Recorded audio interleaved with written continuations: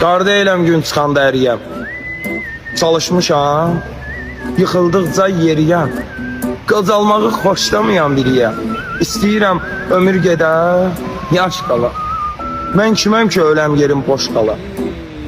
Danışmağa nə var ki tək söz ola. Çətin dərdim danışdıqca azala.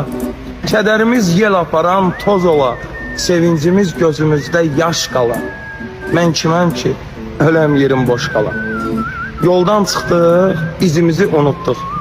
İtirdikcə özümüzü unutduq. Vədimizi, sözümüzü unutduq. Həyat bizdə qoymadı ki başqala. Mən kiməm ki öləm yerim boş qala. Dərdimizi hara kimi daşıyaq.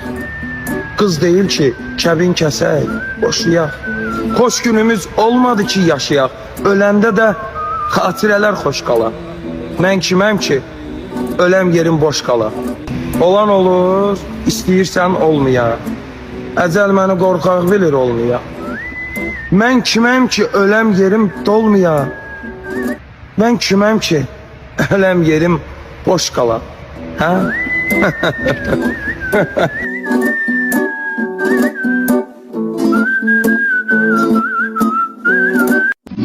Bəlkə rastlaşsaq inan ki tanımarsan məni artıq.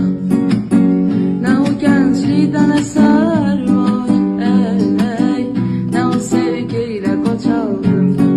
Hey, halımı sən olmayanda soruşmadı bir nəfər də. Bir vaxt qoşa gəzdiyimiz, ey, yad kimi ilk bu şəhərdə. Olan oldu keçdi, gəlsən daha keçdi. Qəlbimdə daha sən ol, eşq bəsləmirəm mən. Daha nə sən o sənsən, bir gün geri dönsən. Bəlkə oldu bir möcüzə, amma gözləmirəm mən.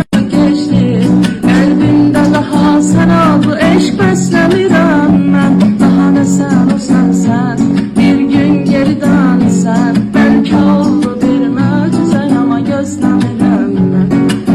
Bir xatirə qaldı səndən, gözümdə yaş saçında dənim.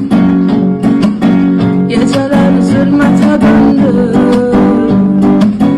nə günüm gün o gedəndən. O son əsrlər qalmış əlimdə, gələcəksənsə verim istəmirəm mən. Nə vaxtsa bir gün bağışlamaq üçün məni axtarma, daha gəlməyəcəm mən. O son əsrlər qalmış əlimdə, gələcəksənsə verim istəmirəm mən. Nə vaxtsa bir gün bağışlamaq üçün məni axtarma, daha gəlməyəcəm mən. Bilirsən nə qədər xatirələr var məndə. Qalmışam çarəsiz artıq ölürəm sayəndə. Qədrimi bilmədin esvar, bilə bilməzsən də. Axı hardan biləsən sən, hardan biləsən sən, axı hardan biləsən sən. Atmaram mən dedim axırda sən attın getdin. Bu ölən sevgini qəlbimdə yaşatdın getdin. Atmaram mən dedim axırda sən attın getdin.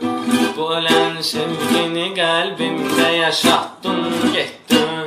Məni bir başqasına özgəyə satdın getdin. Nə biləydim beləsən sən.